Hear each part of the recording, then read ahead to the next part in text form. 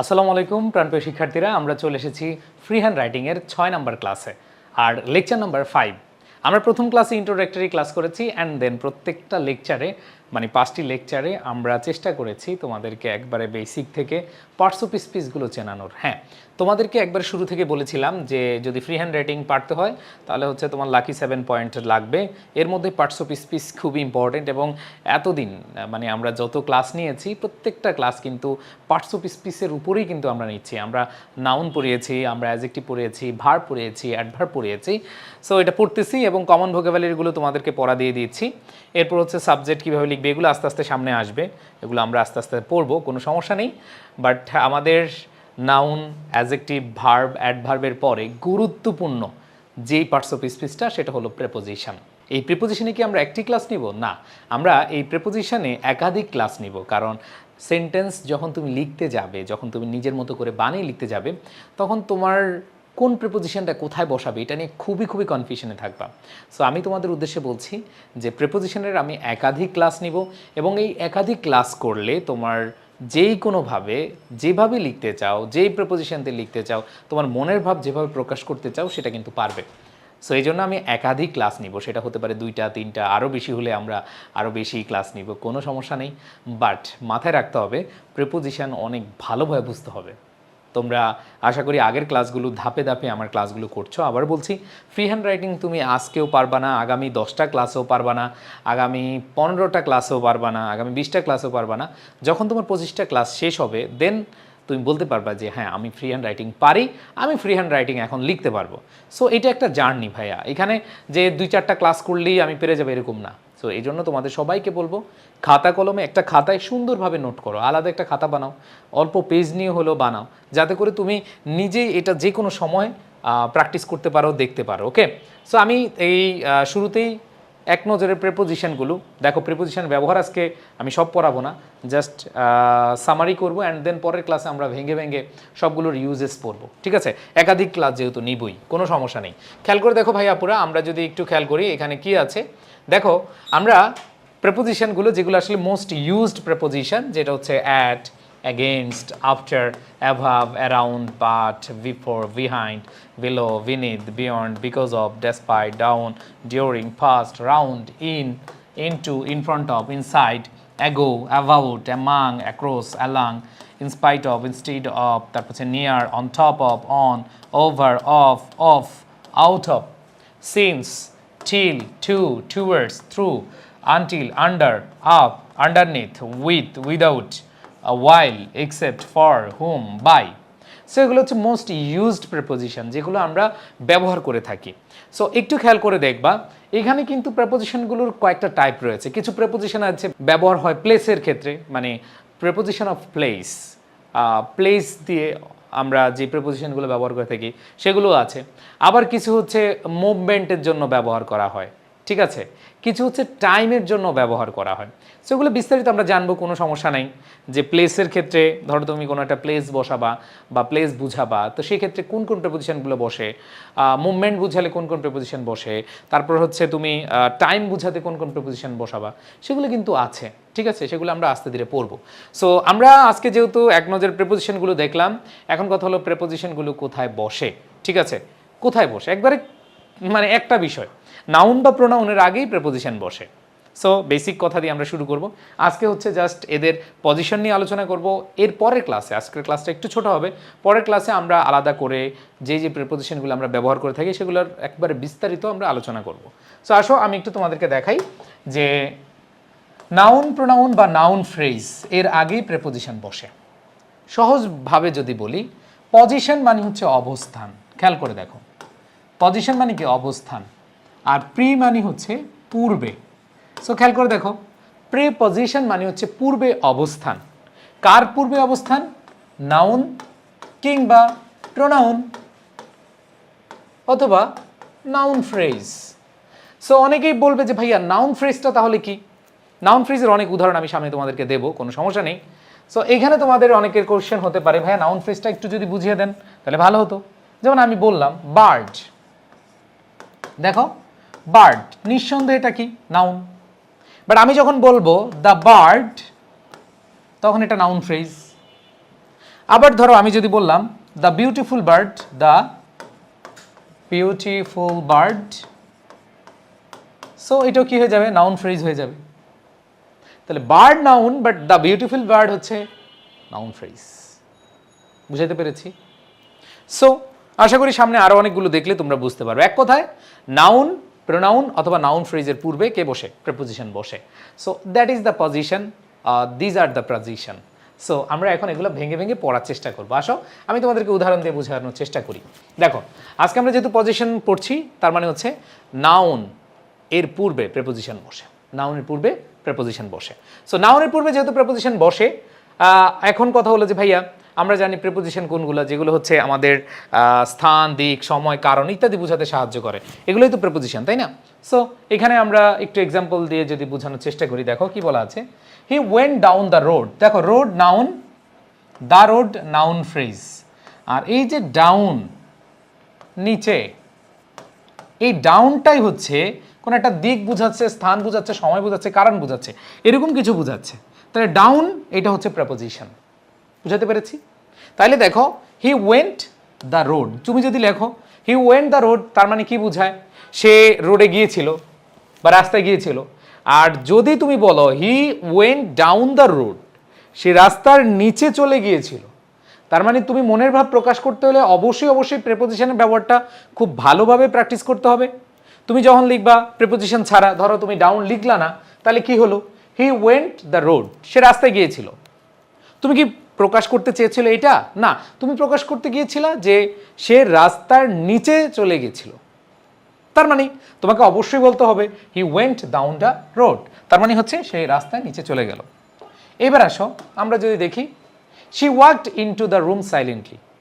তাহলে এখানে দেখো দ্য রুম প্রেপোজিশনের পরে নাউন ফ্রেজ আছে, দ্য রুম নাউন ফ্রেজ, এর আগে ইনটু, ইনটু এটা দ্বারা আমরা জানি হচ্ছে যে প্রবেশ বুঝায়, প্রবেশ বুঝায়, ইন, ইনটু এগুলো ব্যবহার আমরা বিস্তারিত পড়বো আগামী ক্লাস থেকে। সো আমি জাস্ট বুঝাচ্ছি যে পজিশনটা আমরা কোথায় বসাই। তাহলে দেখো হি অথবা she walked into the room silently, সে চুপচাপ ঘরে ঢুকলো। এরপরে খেয়াল করে দেখো the book is on the table. যদি তুমি বলতে পারো এইভাবে বলো the book is the table, হইলো? দ্য বুক ধরো অন বাদ দিলা, the table, the book is the table, হইলো? বই হয় টেবিল, এটা কি হইলো? হইলো না। এই জন্য আমাদের কি করতে হবে, প্রিপোজিশন ব্যবহারই করতে হবে।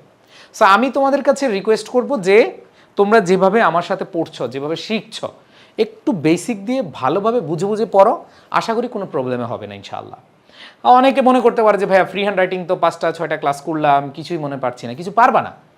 তুমি কখন পারবা, যখন হচ্ছে 20+ ক্লাস করবা, তখন তুমি পারবা। এই যে প্রেপোজিশনটা আমরা বলতে লিখতে গেলে আমাদের কিন্তু প্রেপোজিশন ব্যবহার করেই থাকি। তাহলে the book is on the table, আমরা এটা বলি যে বইটি টেবিলের উপরে আছে। বাট তুমি যদি ধরো এখানে বলো the book is on the table, এটা না বলে তুমি যদি বলো the book is the table, অর্থ কি পরিপূর্ণ প্রকাশ পেলো? হলো না। এরপর দেখো দে ট্রাভেলড অ্যাক্রস দ্য কান্ট্রি। খেয়াল করে দেখো এই যে দ্য কান্ট্রি হচ্ছে নাউন ফ্রেজ, তা আমরা বলছিলাম নাউন বা নাউন ফ্রেজের পূর্বে কে বসে, প্রেপোজিশন বসে। তাহলে across, they travelled across the country, একটা হচ্ছে তারা ভ্রমণ করলো দেশ, আর তুমি যদি বলো তারা দেশ জুড়ে ভ্রমণ করলো, পুরোটা বোঝাচ্ছে অ্যাক্রস। এরপর দেখো আমি যদি আরো কিছু উদাহরণ দেই, we sat under the tree for shade. খেয়াল করে দেখো এই দ্য ট্রি নাউন বা নাউন ফ্রেজ, এর আগে আন্ডার। যদি তুমি বলো উই সেট দ্য ট্রি, আমরা বসলাম, উই সেট দ্য ট্রি, আমরা বসেছিলাম গাছ, হইল? তো গাছের কোথায় বসেছিলে, উপরে নাকি নিচে, এগুলোর জন্যই আমাদের এই যে স্থান, দিক, সময়, কারণ ইত্যাদি বোঝায়। So preposition one kind of কলিজা, একটা সেন্টেন্সের কলিজা হচ্ছে প্রেপোজিশন। বুঝতে পেরেছ? মানে হচ্ছে তুমি প্রেপোজিশন যদি ভালোভাবে না বসাতে পারো, তাহলে তোমার কিন্তু সঠিকভাবে একটা সেন্টেন্স লেখা হবে না। দেখো আমরা আসলে ইংরেজি শিখতে চাই, আমরা শিখতে চাই, ছোটবেলা থেকে শিখতে চাই। বাট দেখো এই preposition in, at, into, by, with, for, এই ব্যবহারগুলো কিন্তু সেই ছোটবেলা থেকে পড়ে আসছি, তাই না? কিন্তু আজও কিন্তু আমরা নতুন করে শিখতেছি। এর কারণটা কি? এর কারণটা হলো প্রতিটা সেগমেন্টে, সেটা স্কুল সেগমেন্ট হোক, সেটা কলেজ সেগমেন্ট হোক, বা যে কোনো জায়গায় আমরা ফাঁকি দিয়েছি। সো তোমাদের কাছে রিকোয়েস্ট এই মুহূর্তে এসে, তুমি যদি স্কুলের স্টুডেন্ট হও ফাঁকি দিও না, কলেজের স্টুডেন্ট হলেও ফাঁকি দিও না, মানে ন্যূনতম এই ক্লাসগুলো করো, এগুলো বেসিক, ঠিক আছে? আর যদি আসলেই তোমাদের ভালো লাগে এই কোর্সটি বা এই ক্লাসগুলো, অবশ্যই তোমাদের ছোট ভাই বোন, বড় ভাই বোন, অনেক বড় ভাই বোন বিসিএস পরীক্ষার্থী আছে যারা ক্লাসগুলো করে অনলি ফর বেসিক, সো তোমাদের বলবো যে তাদেরকে বলতে পারো, ঠিক আছে? বলবা, এতে বললে কি হবে, আমার থেকে দোয়াটা বেশি পাবা, ঠিক আছে? ওকে, সো যাই হোক, যেটা বলছিলাম, এই যে উই সেড দ্য ট্রি না বলে আমরা কি বলছি, আন্ডার দ্য ট্রি। এবার দেখো শেড, এই শেডটাও কি নাউন, ছায়া, তার মানে এই যে ফর শেড, জন্যে, তাহলে তুমি যদি বলো উই সেড, ধরো আন্ডার লিখলা না, ফর লিখলা না, কি হলো, we said the tree shade, অর্থ কি পরিপূর্ণ হলো? পরিপূর্ণ হলো না। এই জন্যই আমরা আসলে প্রেপোজিশন ব্যবহার করে থাকি। তো আমরা বলছিলাম নাউন বা নাউন ফ্রেজের পূর্বে আমাদের কি বসে, প্রেপোজিশন বসে। এবার দেখো the keys are inside the drawer. তো তুমি যদি বলো দ্য কিজ, দেখো চাবিগুলো, দেখো চাবিগুলো আর হয় দ্য ড্রয়ার, চাবিগুলো হয় ড্রয়ার, এটা হইল? হইল না। তার মানে অর্থের পরিপূর্ণতা পায় নাই। তাহলে আমাদের বলতে হবে the keys are inside the drawer, তার মানে ড্রয়ারের ভেতরে ছিল, ঠিক আছে? সো এখানে আমাদের ইনসাইড দ্বারা, এই প্রিপোজিশন দ্বারা আমাদের পরিপূর্ণ অর্থ প্রকাশ পেয়েছে। এবার আরও কিছু আছে প্রিপোজিশনের ক্ষেত্রে। আমরা জানি প্রোনাউনের পূর্বেও প্রিপোজিশন বসে, নাউন বা প্রোনাউনের পূর্বে প্রিপোজিশন বসে। She is sitting beside him, খেয়াল করে দেখো, তুমি যদি বলো she is sitting him, she is sitting him, এটা কি দাঁড়ালো? শি ইজ সিটিং হিম, এটা দ্বারা কি দাঁড়ালো? সেটা হচ্ছে সে বসলো, তার কোথায়, উপরে, নিচে, মাথায়, নাকি হাতে, নাকি হচ্ছে কপালে? তো এখানে বিসাইড মানে হচ্ছে পাশে, এই যে হিম হচ্ছে প্রোনাউন, দ্যাট মিনস এটা হচ্ছে কি, প্রেপোজিশন। তো অর্থের পরিপূর্ণতা প্রকাশ পাচ্ছে। তারপরে দেখো the responsibility lies with them, খেয়াল করে দেখো the responsibility lies with them, এই যে দেম হচ্ছে প্রোনাউন, এর আগে উইথ হচ্ছে কি, প্রেপোজিশন। যে রেসপন্সিবিলিটি অথবা দ্য রেসপন্সিবিলিটিস লাইজ যেটাই হোক, তাহলে দেখো যে দায়িত্ব তাদের উপর রয়েছে, তার মানে হচ্ছে এই যে দেমের আগে উইথ, তাদের, এর আগে আমরা উইথ বসালাম প্রেপোজিশন হিসেবে। নেক্সট যদি দেখি the decision depends on you, the decision depends on you, এর মানে কি? The decision depends on you, এই ডিপেন্ডসের সাথে অ্যাপ্রোপ্রিয়েট প্রিপোজিশন অন হয়, এই যদিও এটা আমরা পরে পড়বো, বাট একটু মাথায় রাখো দ্য ডিসিশন, সিদ্ধান্তটি ডিপেন্ডস ইউ, এখানে কারো উপরে যদি মানে কোনো কিছু নির্ভর করে সেক্ষেত্রে আমরা অন বসাই, so depends on you. The teacher is talking to us, তো তুমি যদি বলো the teacher is talking us, এখানে আসলে কারোর দিকে তাকানো বা কারোর প্রতি বা কারোর দিকে ঝুঁকে কিছু করা, এরকম ক্ষেত্রে আমরা টু বসাই, তাই না? সো এই ক্ষেত্রে দেখো the teacher is talking to আস, শিক্ষক আমাদের সাথে কথা বলছেন। আবার দেখো হি borrowed a book from her, তো এখানে যদি লিখো হি বরোড আ বুক হার, আবুখার, এখন তার জন্য বুঝাচ্ছে না তার প্রতি বুঝাচ্ছে নাকি তার নিকট বুঝাচ্ছে, কিছুই আসলে ক্লিয়ার হয় না উইদাউট প্রিপোজিশন। সো এই জন্য আমাদের বলতে হবে হি borrowed a book from her, তার কাছ থেকে একটি বই নিয়েছিল, ধার নিয়েছিল। সো এখানে আমাদের অবশ্যই প্রিপোজিশন বসেছে প্রোনাউনের আগে। আবার দেখো they will go without me, তারা যাবে উইদাউট মি, যদি তুমি বলো they will go me, they will go me, তারা যাবে আমাকে, এটা কি হইল? তার মানে হচ্ছে they will go without me, তারা আমাকে ছাড়া যাবে, তারা যাবে আমাকে ছাড়া। সো এখানে উইদাউট ব্যবহার করলাম। নেক্সট যদি আমরা খেয়াল করি, দেখো যে যেটা আমরা দেখলাম নাউন ফ্রেজ, এটা শুরুর দিকে আমি পড়িয়েছি নাউন বা নাউন ফ্রেজ। এই যে দেখো এখানে হি কেম আফটার মাই ডিপার্চার, দেখো ডিপার্চার হচ্ছে নাউন, খেয়াল করে দেখো ডিপার্চার হচ্ছে কি, নাউন। সো এই নাউনটার সাথে যখন পজিটিভ অ্যাডজেক্টিভ অথবা অ্যাডজেক্টিভ, যেমন গার্ডেন, বিউটিফুল গার্ডেন, ঠিক আছে, garden noun, a beautiful garden noun phrase, departure হচ্ছে কি নাউন, আর মাই ডিপার্চার হচ্ছে কি নাউন ফ্রেজ। তাই দেখো হি কেম আফটার মাই ডিপার্চার, সে আমার চলে যাওয়ার পর এসেছে। ডিপার্চার মানে কি, চলে যাওয়া বা প্রস্থান। এবার দেখো the moral law is above the civil law, তো এখানে যে জিনিসটা পাচ্ছি যে দ্য সিভিল ল, ল হচ্ছে noun, but the civil law এটা হচ্ছে noun phrase. So noun phrase নিয়ে যাদের প্রবলেম ছিল, আশা করি এখন আর প্রবলেম থাকবে না, বিকজ আমি অনেকগুলো উদাহরণ দিয়ে তোমাদেরকে বুঝাচ্ছি। তো এখানে খেয়াল করে দেখো the moral law is above the civil law, দেখো খুব ঠান্ডা মাথায় চিন্তা করো ভাইয়াপুরা, খুব ঠান্ডা মাথায় চিন্তা করো। এই যে আমি তোমাদের ক্লাসগুলো নিচ্ছি রমজান মাসে, রমজান মাসে রেকর্ড করছি, তো তোমাদের উদ্দেশ্যে বলবো যে আল্লাহ আমাদেরকে বরকত দিবেন, যে তোমরা যারা ক্লাস করছো, আমি যে ক্লাস নিচ্ছি, সো একটু মনোযোগ দিবা, সবসময় খেয়াল রাখবা যে তুমি যা পড়ছো সেটা যেন তোমার খুব ভালো ধারণা থাকে। তাহলে এখানে দেখো দ্য মোরাল ল মানে নৈতিক আইন, সিভিল ল মানে বেসামরিক আইনের উপরে।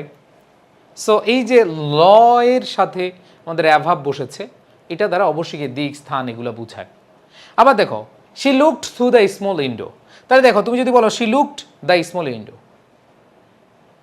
সো এইখানে আমাদের থ্রু মানে হচ্ছে কোনো কিছুর মধ্য দিয়ে, তার মানে সে জানলার মধ্য দিয়ে দেখলো, ছোটো জানলার মধ্য দিয়ে দেখলো। আবার দেখো we had a picnic near the beautiful lake, তো এখানে দেখো এই যে দ্য বিউটিফুল লেক, একটি সুন্দর লেক, ঠিক আছে।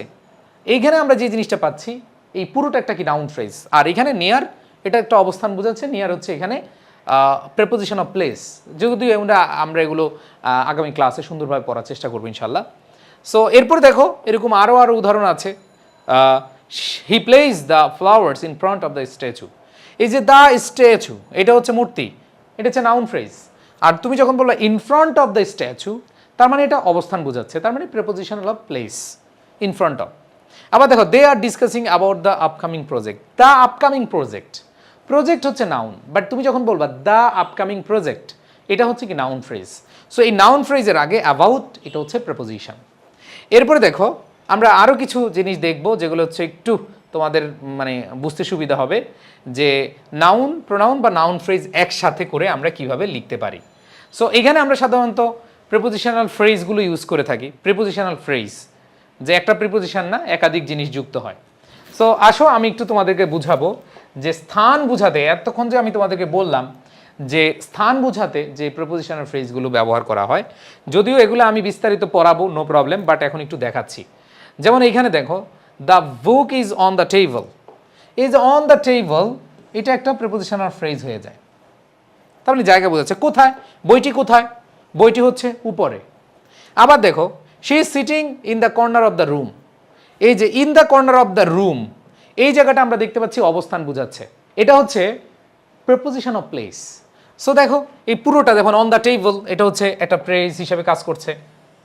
স্যার এতক্ষণ আমি দেখলাম প্রিপোজিশন আলাদা করে, বাট এই পুরোটাকে তুমি প্রিপোজিশনাল ফ্রেজও বলতে পারো।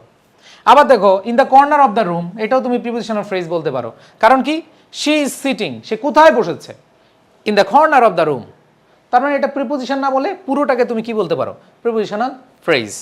আবার দেখো মাঝে মাঝে এগুলো অ্যাডভার্বিয়াল ফ্রেজ হয়, সমস্যা নাই, জেনে রাখো। They built their house near the river, এই যে নিয়ার দ্য রিভার এটাকে তুমি কি বলতে পারো, প্রিপোজিশনাল ফ্রেজ বলতে পারো। মানে নাউন ফ্রেজের সাথে যখন প্রিপোজিশনটা বসবে তখন সেটা হচ্ছে প্রিপোজিশনাল ফ্রেজ, ঠিক আছে। ওই যে তোমাদেরকে শর্টকাট বললাম, প্রিপোজিশনের সাথে নাউন প্রোনাউন বা নাউন ফ্রেজ এটা যদি একসাথে বলো তখন এটার নাম হচ্ছে প্রিপোজিশনাল ফ্রেজ। আহামরি কিছুই না, আমরি কিছুই না, ঠিক আছে। আসো সো আরও কিছু দেখাই তোমাদেরকে, যে the kids are playing in the garden. So তুমি যদি আলাদাভাবে বলো শুধু ইন হচ্ছে প্রিপোজিশন, বাট এই দেখো এটা মজার বিষয় আমি তোমাদের বুঝাই, যে ইন হচ্ছে প্রিপোজিশন আর দ্য গার্ডেন হচ্ছে নাউন ফ্রেজ। তো প্রিপোজিশন আর নাউন ফ্রেজ যুক্ত হয়ে আমরা কি বলতে পারি, প্রিপোজিশনাল ফ্রেজ, ওকে। সো আবার দেখো we had lunch under the tree, under হচ্ছে প্রিপোজিশন, দ্য ট্রি হচ্ছে নাউন ফ্রেজ। সো দুইটাকে যুক্ত করে তুমি কি বলতে পারো, প্রিপোজিশনাল ফ্রেজ, ওকে। নেক্সট দেখো আরও কিছু আমরা দেখব এখানে, যে আমাদের প্রিপোজিশনাল ফ্রেজের যদি আমরা প্লেস ব্যবহার না করে টাইম বুঝাই, টাইম এতক্ষণ বুঝালাম হচ্ছে কি প্লেস, এখন বুঝাবো হচ্ছে কি টাইম। দেখো টাইম যদি বুঝাই তাহলে কি হয়, যেমন he was born on the 5th of May, এই যে এখানে দেখো on the 5th of May এটা হচ্ছে কি prepositional of time, that means সময় বুঝাচ্ছে। হি ওয়াজ বর্ন কখন, এর আগেরটা হচ্ছে কোথায়, এর আগে যে আমরা পড়লাম সেটা ছিল কোথায়, আর এখন হলো কি কখন। আবার দেখো the train will live in the morning, কখন, এটা টাইম বুঝাচ্ছে, ইন দ্য মর্নিং, ওকে। আবার দেখো যে we met during the summer holidays, এই যে ডিউরিং থেকে দ্য সামার হলিডেজ, এই যে একটু পর্যন্ত আমাদের এটাকে বলতে পারি এটা প্রিপোজিশনাল ফ্রেজ এবং এটা সময় বোঝাচ্ছে। তারপরে দেখো she completed the task before the deadline, এই যে বিফোর দ্য ডেডলাইন, দেখো বিফোর হচ্ছে প্রিপোজিশন, দ্য ডেডলাইন হচ্ছে নাউন ফ্রেজ, তাহলে প্রিপোজিশন এবং নাউন ফ্রেজ মিলে হয়ে যায় কি প্রিপোজিশনাল ফ্রেজ। আর এটা কি ধরনের প্রিপোজিশনাল ফ্রেজ, সেটা হচ্ছে time, prepositional phrase of time, okay. আচ্ছা এরপর দেখো the shop is closed after 10 PM, তার মানে এখানে দেখো এই যে আফটার 10 PM পুরোটা হচ্ছে প্রিপোজিশনাল ফ্রেজ, এটা দ্বারা সময় বুঝাচ্ছে, টাইম বুঝাচ্ছে, ওকে। তাহলে আমরা সময় দেখলাম, আমরা স্থান দেখলাম, এখন আরেকটা জিনিস বাকি আছে, সেটা হচ্ছে কারণ বোঝাতেও আমাদের প্রিপোজিশনাল ব্যবহার করে থাকি। রিজন বুঝাবে, রিজন এই প্রিপোজিশনাল ফ্রেজ। প্রিপোজিশনাল ফ্রেজ তো বুঝতে পারছো, ফ্রেজ মানে কি প্রিপোজিশন প্লাস নাউন, প্রনাউন বা নাউন ফ্রেজ যুক্ত হবে। তো আসো আমরা একটু দেখি কি কি আছে। He was absent because of illness. তাহলে এখানে দেখো এই যে বিকজ অফ হচ্ছে প্রিপোজিশন, খেয়াল করে দেখো, বিকজ অফ হচ্ছে কি প্রিপোজিশন, আর ইলনেস হচ্ছে কি নাউন। তাহলে প্রিপোজিশন আর নাউন যুক্ত হয়ে আমাদের কি হচ্ছে প্রিপোজিশনাল ফ্রেজ। এবং এটা কি ধরনের প্রিপোজিশনাল ফ্রেজ? এটা হচ্ছে কারণ বোঝানোর প্রিপোজিশনাল ফ্রেজ। ওকে, নেক্সট যদি দেখো, the match was postpone due to heavy rain. এই যে ডিউ টু, এটা হচ্ছে কি ভাইয়া কারণ বোঝায়, এই প্রিপোজিশন দ্বারা কি কারণ বোঝায়। তাই ডিউ টু হ্যাভি রেইন এই পুরোটা হচ্ছে কি কারণের প্রিপোজিশনাল ফ্রেজ। এরপর দেখো, she got an award for her outstanding performance. এই যে ফর হার আউটস্ট্যান্ডিং পারফরমেন্স, তাহলে দেখো ফর হার আউটস্ট্যান্ডিং পারফরমেন্স এটা হচ্ছে কি প্রিপোজিশনাল ফ্রেজ, এবং এটা দ্বারা কি কারণ বোঝাচ্ছে। The baby cried out of hunger, এখানে দেখো ক্রাইড আউট অফ হাঙ্গার ক্ষুধার কারণে সে কেঁদেছিল। আবার দেখো she was find for breaking the rules, যে সে হচ্ছে নিয়ম ভাঙার কারণে জরিমানা গুনেছিল। দ্যাট মিনস হচ্ছে এই যে for breaking the rules, for breaking the rules এটা হচ্ছে কি প্রিপোজিশনাল ফ্রেজ। এবং এই প্রিপোজিশনাল ফ্রেজ দ্বারা আমাদের কি বোঝায়? কারণ বোঝায়। বুঝাতে পেরেছি? তাইলে দেখো আমি যে তোমাদেরকে এই জিনিসগুলো দেখালাম, এগুলো প্রত্যেকটাই হচ্ছে আসলে পজিশন, এবং পজিশন ছাড়াও প্রিপোজিশনগুলো কীভাবে ইউজ করা হয় সেটা আমরা দেখলাম। এখন আসো আমরা আজকের ক্লাসটি এতটুকুর মধ্যেই রাখছি, কারণ এরপরের ক্লাসগুলো আমরা হচ্ছে আলাদা আলাদা প্রিপোজিশনগুলো পড়বো। সো প্রত্যেকটা ক্লাসে আমরা যেটা করছি সেটা হচ্ছে তোমাদেরকে ডেইলি ভোকাবুলারি পড়া দিয়েছি। দেখো লিখতে গেলে আমাদের সাধারণত দুইটা জিনিস লাগে, একটা হচ্ছে বেসিক ফ্রি হ্যান্ড রাইটিংয়ের যেই জিনিসগুলো, মানে যে নিয়মগুলো, parts of speech, subject, verb, then বাকি যেগুলো আছে, যেগুলো আমরা লিখি বা যেগুলো জানি, তো সেগুলোর ক্ষেত্রে আমরা নিয়ম পড়ি, আমরা নিয়ম শিখি, বোঝার বিষয় আছে। বাট এইখানে যেগুলো আছে ডেইলি ভোকাবুলারি, যেগুলো 100% তোমার মুখস্থ করতে হবে। যদি মুখস্থ না করো আলটিমেটলি তুমি ভালো করতে পারবা না। সো এইখানে যেই ওয়ার্ডগুলো আছে আমি অল্প অল্প করে প্রতিদিন দিচ্ছি, এগুলো present form, past form, past participle form, তারপর হচ্ছে আইএনজি ফর্ম এবং এস বাই এস ফর্ম। এই জিনিসগুলো তোমরা খুব ভালোভাবে পড়বে। তোমরা প্রত্যেকটা দিন এগুলো হচ্ছে নোট করবে।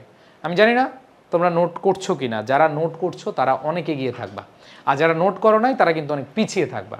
সো সব সময় আমি বলবো যে ভাইয়া যে নিয়মগুলো পড়াবো, যে বেসিক কথাগুলো বলবো, এর সাথে সাথে ডেইলি যে ভোকাবুলারিজগুলো আছে এগুলো খুব ভালো করে পড়তে হবে। ওকে, সো মোটামুটি আমাদের 6টা ক্লাস শেষ।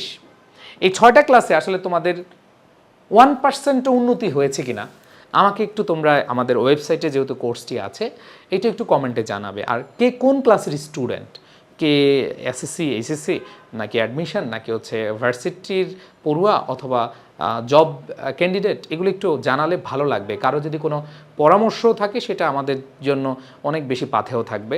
যেহেতু আমাদের basic free hand writing course, আমি চেষ্টা করছি একবারে type to type, day to day, এবং হচ্ছে যে একবারে গ্র্যাজুয়ালি ইনক্রিজ যেটাকে বলে, গ্র্যাজুয়ালি লার্নিং যেটা বলে, সেভাবে আমরা শেখার চেষ্টা করছি। সো আশা করি তোমরা প্রত্যেকে এই বিষয়গুলো খুব ভালোভাবে শিখবে, খাতায় খুব সুন্দরভাবে নোট করবে। আশা করি প্রত্যেকটা ক্লাস যারা ভালোভাবে করবে আর কোনো টেনশন নেওয়া লাগবে না। সো ভালো লাগলে অবশ্যই বন্ধুদেরকে রেফার করবে। সবার প্রতি শুভকামনা। আল্লাহ হাফেজ, আসসালামু আলাইকুম।